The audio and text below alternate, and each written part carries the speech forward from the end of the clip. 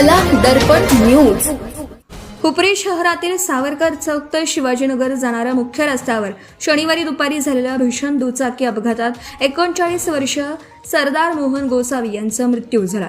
या प्रकरणी हुपरी पोलीस ठाण्यात दुचाकी चालक संतोष बाबासाहेब पाटील राहणार वाकेकर नगर हुपरी याच्या विरुद्ध विविध कलमांवर गुन्हा दाखल करण्यात आला आहे। पोलिसांनी दिलेल्या माहितीनुसार फिर्यादी अमोल सुरेश गोसावी यांनी याबाबत तक्रार दाखल केली आहे। शनिवारी दुपारी 4 वाजण्याच्या सुमारास सरदार मोहन गोसावी हे त्यांच्या दुचाकी क्रमांक MH510745 वरून अपेक्षा कॉर्नर ते शिवाजी चौक या मार्गाने जात होते।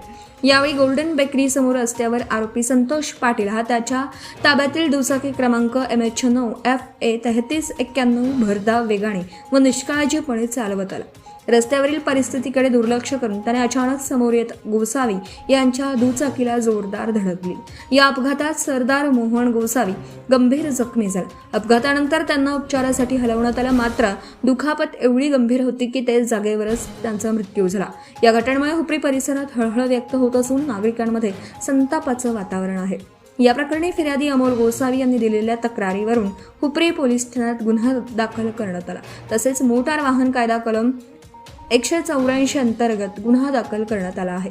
पोलीस हेड कॉन्स्टेबल बसवंतकर यांनी गुन्ह्याची नोंद केली असून पुढील तपास पोलीस उपनिरीक्षक कोळपे करीत आहेत।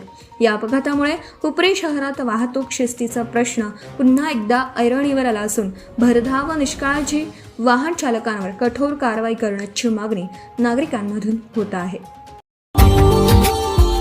Subscribe now and press the bell icon. Never miss an update.